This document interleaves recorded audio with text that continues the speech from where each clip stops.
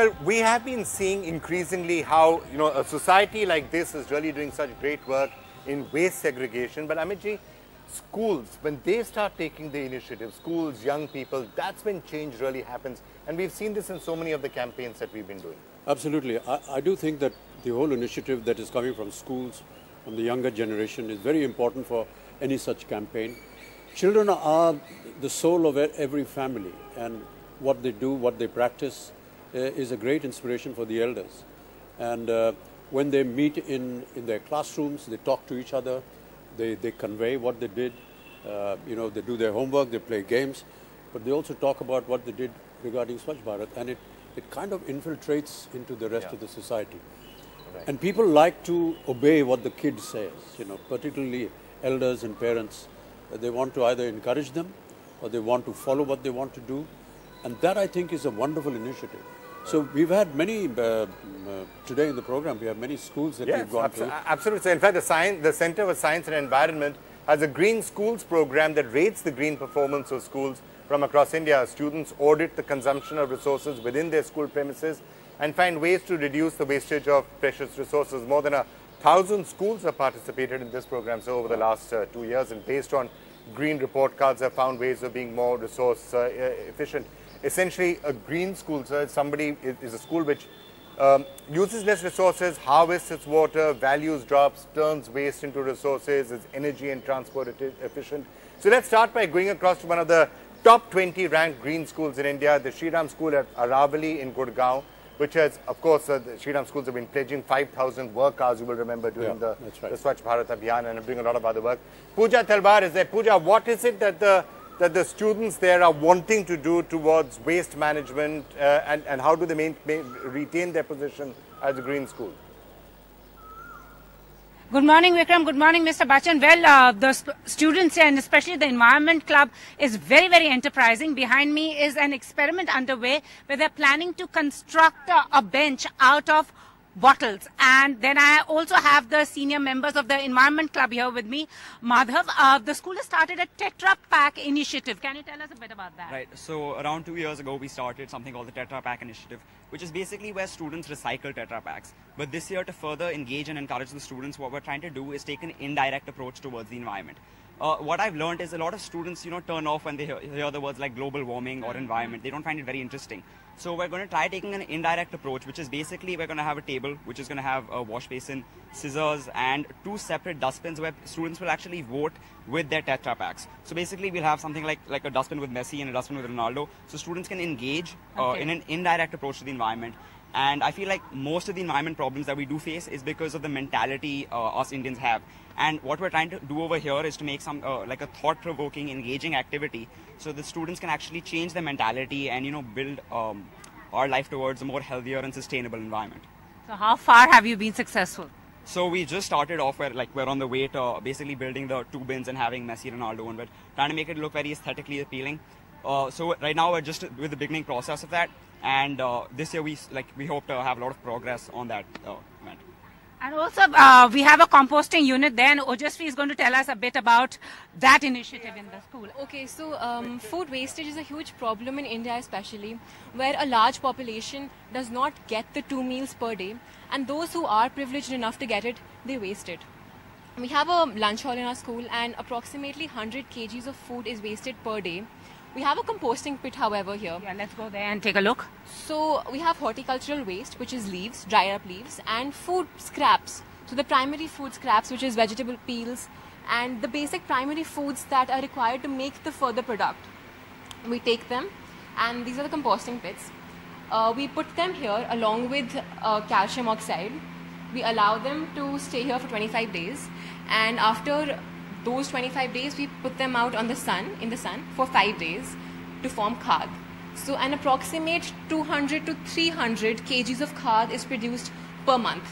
And I think that's a huge thing for the school. It's awesome. And as they say, start them young. We have 2 young members of the Junior Environment Club here with me. So tell me a bit about how are you going to celebrate Earth Day?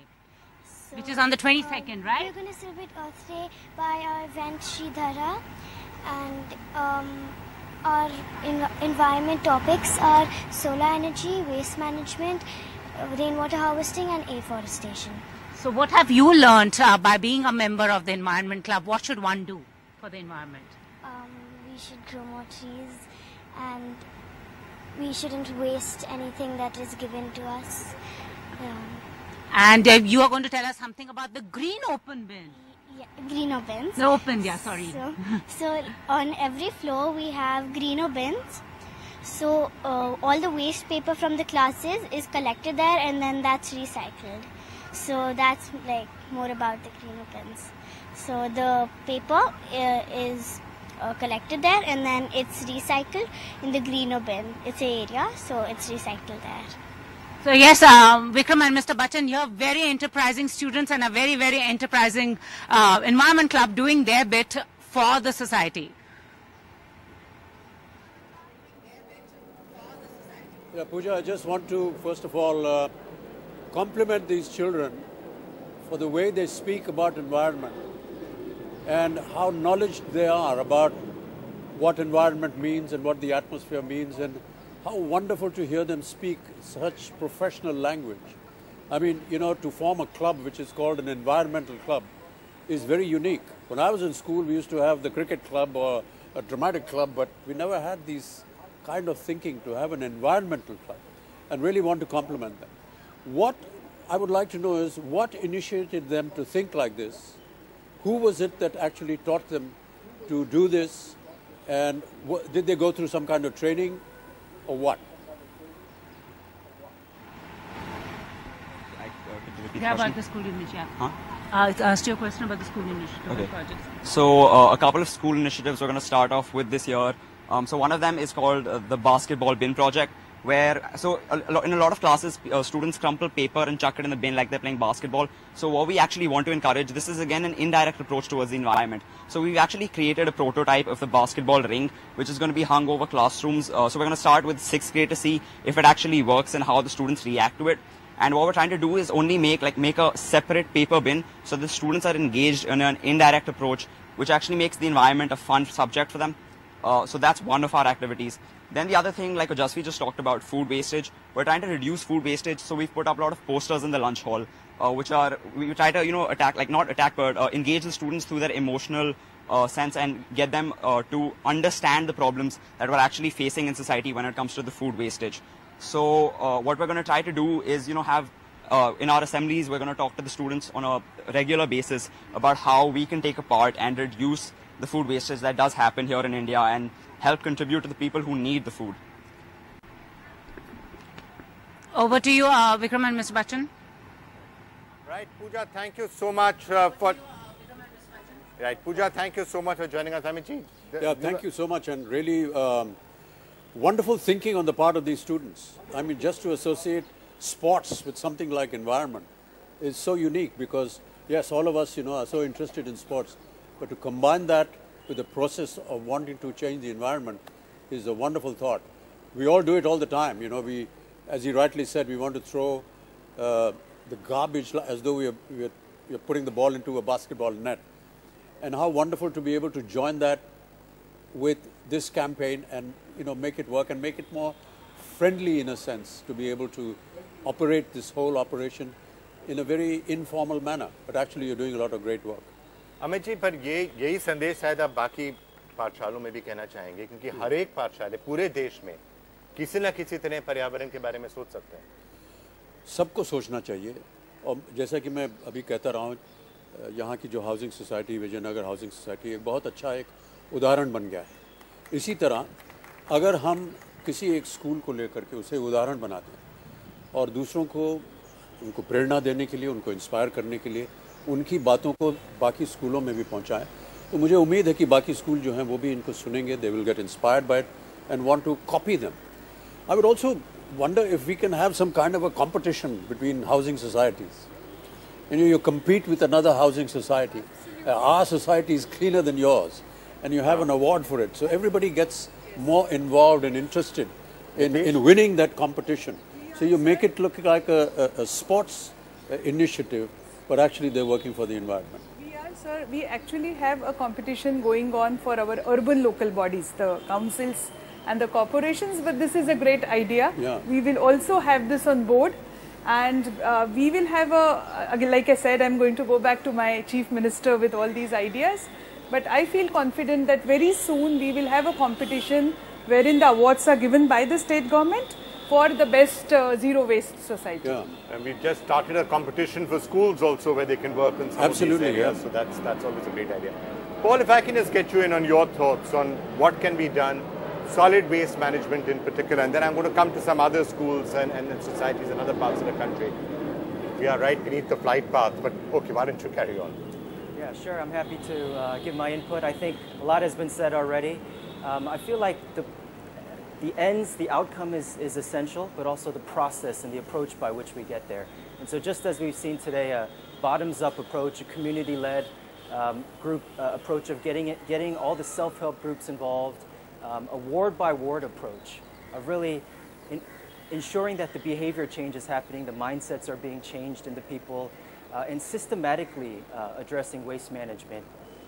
It's a huge issue, but I think if we bring together the collective whole, I think we can really make a difference. I think the private sector has a big part to play. We've seen interesting initiatives around CSR marketplaces. You know, it's not about just the brand of a company, but it's about sustainability. It's about monitoring and evaluating, a constant cycle of ensuring that these changes are being made on the ground. And so I think it's a holistic approach to this. Yeah, he talked about the private sector getting involved, and we have wonderful example of the company Mahindra's who have put up this the Mahindra World City. Vikram, would you just like to introduce? If we can, let's go across to the Mahindra World City. One of the This first. is in Chennai, and they've actually integrated business with waste segregation and other things, and mainly done a lot of work where they have recycled. They are now almost garbage-free, food wastage-free city.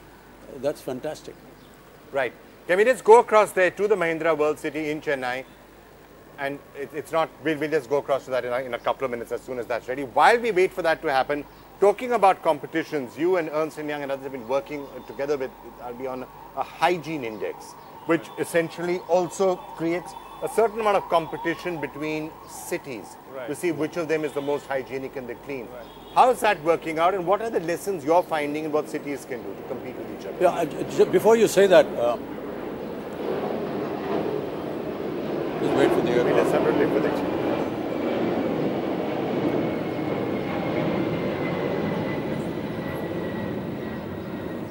I did have a look at the statistics that were prepared, and I found that, New Delhi and Pune are right ahead. Right. And I felt somewhat sad that Mumbai was nowhere there in the thing. I think this is the kind of thing that inspires people to work harder in each city. So if you are going to be preparing these statistics, Vikram, I think that they should be let out into the public and say, Delhi is doing better than Mumbai, what are you doing to get up there? Don't just compete in the IPL, don't just compete in the Kabaddi League, start competing in hygiene. Yes. Exactly. So I think, this is a great initiative, which is a public-private initiative with RB, USAID, EY and NDTV. And when we started the initiative, we realized two things. One is that if we don't measure, we really don't know where we stand. So first example is everybody wants to be Swachh, everybody wants to do a good thing. Intentions are good, we have funding, but we really don't know what to do and where we stand. So the first, what HI did is it looked at all the factors necessary to go up to a certain ranking. And the second thing is what Amit ji you said about competition. At the end of the day, in a race, you imagine if a person runs alone, I am sure he will or she will run 30% slower than if there are 10 other people running along. I think that's the philosophy, that measure everything that we need to do to improve, and then also get some kind of a competition. At the end, you are right. I mean, I was also sad that Mumbai is not there, though I would say Mumbai is a little bit tougher maybe, but at the same time, why not? I mean, okay. If I could just spend 5 minutes in looking at the extent of the problem when it comes to solid waste, and I want to get all of our experts in on this question. Is it at this point a crisis? We all knew that open defecation was like a crisis because a large part of the country was practicing open defecation. Waste and solid waste lying around is not sometimes seen as a crisis of the same magnitude, although it could be. With 1 lakh tons of solid waste piling up, on a daily basis, it is going to become a crisis. Landfills are being filled up.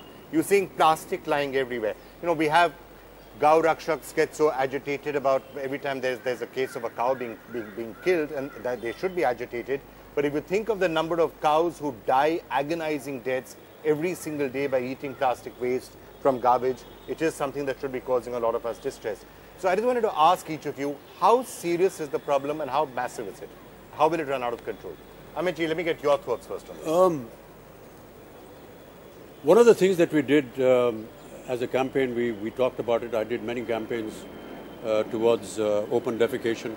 I hope that they've been, you know, at least seen and visualized, and hope to be successful.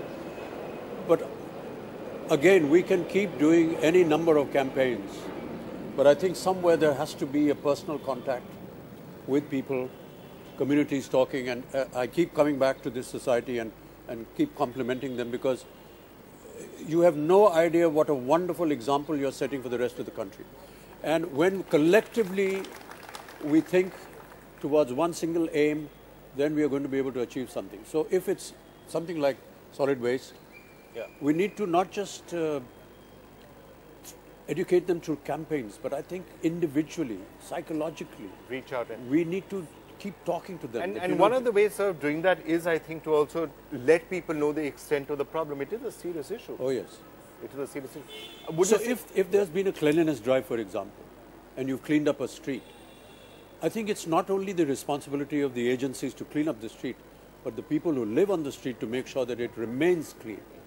And when they see somebody, you know, messing it up, they should go personally and stop him or prevent him from doing it, and not wait for any government agency or organization to come and clean it up or build up a campaign. Some kind of personal interaction has to. Psychologically, as one of the students rightly said, and I'm quite amazed that he thought about it, that our basic nature is, you know, to collect garbage and not worry about the neighbor or whatever it is. Things like global warming and environmental activities are words that don't affect us. Well, why not? I mean, I think when you hear a student talking like that, you want to get inspired by that. Okay. I am going to come back to all the experts, but before that, if you can just go across to the Mahindra World City in Chennai, one of the first cities where actually waste segregation is practiced in every residential project. Red, green, blue bins are used to collect different types of waste. If I can just come across and ask, what is the steps that are being taken out here and how they're being rolled out successfully all through the city?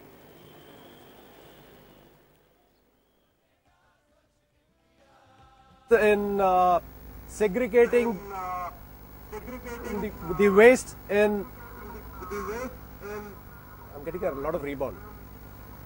I'm segregating the waste into different categories.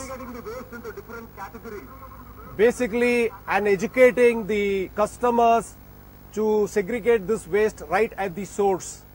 In Mahindra World City, we have placed garbage bins of different kinds where they can put in the wet waste, the paper and the inerts. What we do is we collect the food waste and the kitchen waste and send it to the biogas plant that you can see behind me, where the food waste and the kitchen waste is converted into biogas. Next comes the garden and green waste. This is collected and sent to our solid waste management plant, where it is converted into compost. Next, the third one is paper.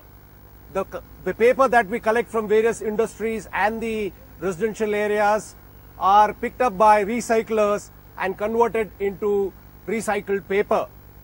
And last but not the least is the inerts, plastics and such items which we collect and put it into the landfill that we have within the city. So this is as far as the solid waste management is concerned.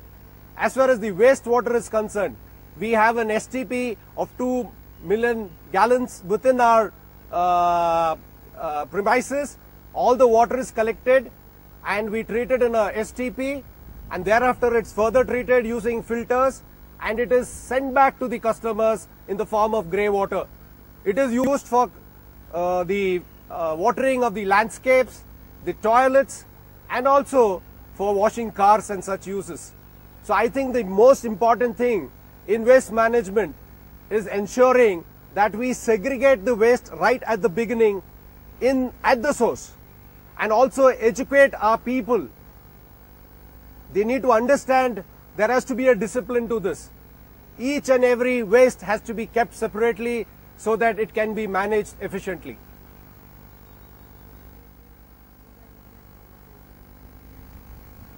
Right. Thank you, sir. Any question you have for him, sir? Really want to compliment you, sir, for this great work that you're doing. And, you know, to have a food waste-free city, the kind of activities that your city is doing, it's quite remarkable.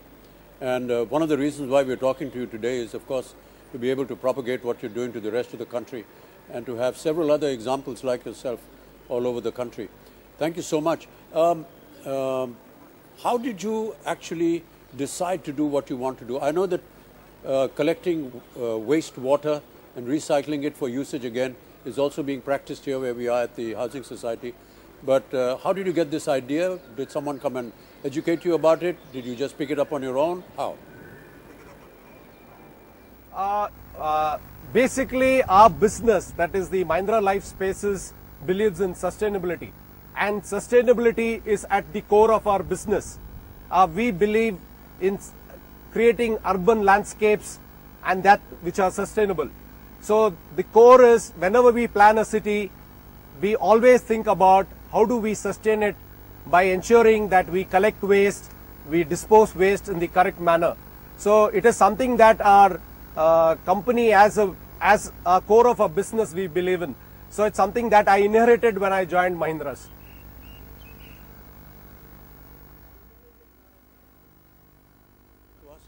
Yeah, I am seeing some children standing there. Maybe I want to get them on what they are doing to actually talk to people around there. What do they have to say? Let me just get one of them to say something. Come on. Okay, so we are actually studying in Mahindra World School in the premises of Mahindra World City. There, even in the lower classes, we are taught about the 4 R's.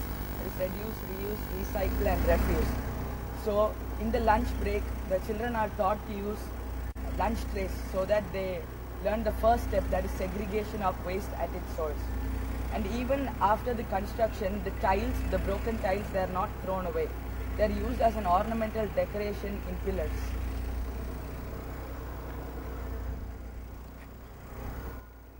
Even after we go out of the school, all around the minor city we have the dustbins. Yeah, sorry, you have something else to say?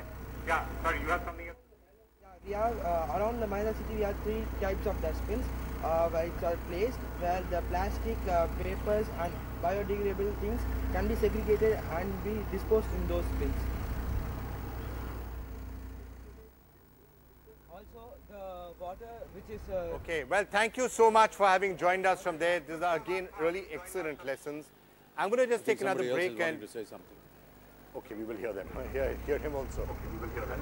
Hear him also. Also the sewage water which is recycled is used to water the lawns. This water is grey water and can be used in toilets. And also we Mahindra World School students always try to recycle water, and the water is used in putting water to the plants. We reuse and recycle water. Also, we clean our surroundings so that... Thank you all so much. I think it's really commendable what you're doing, and that again said the more you get the kids involved in it, the better it is. Absolutely. So wonderful to hear children talk so eloquently about environment and what they do. And I'm sure they share all these ideas with their fellow kids and encourage them to do a lot of this similar kind of work. Really wonderful to hear them. All right, so well, as we slip into the break, so the basic message, I'm going to get you to say it again because every time you say it, it has such a powerful impact. Your concept of मेरे 10 गज, अगर आप सबको एक बार फिर से समझा सकें और बता सकें ये मेरे 10 गज का जो concept है, ये क्या है और लोगों को इसके लिए क्या करना चाहिए? मुझे ऐसा लगा था कि जहाँ हम रहते हैं, अगर 10 गज के दायरे में, उसे हम स्वयं साफ रखें।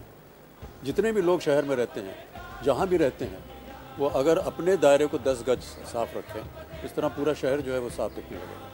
तो मैं एक बार फिर आग्रह करूंगा कि जहाँ कहीं भी आप रहते हो, आसपास के वातावरण में जहाँ कहीं भी हों आप, जहाँ आप रहते हैं, जिस घर में रहते हैं, जिस अपार्टमेंट में रहते हैं, 10 गज ज़मीन अगर आपके आसपास उसे आप साफ़ कर रखें तो आप ही की तरह और लोग भी इसे अगर साफ़ रहेंगे तो पूरा जो शहर है वो एकदम साफ़ दिखने लगेगा। यही मेरा आग्रह है और यही मेरा एक बार फिर निमंत्रण है आप सब लोगों को कि इस तरह कीजिए ताकि हम आप लोगों के बारे में ऐसे कार्यक्रमों में बात कर सकें और उदाहरण दे सकें बाकी देश के लिए।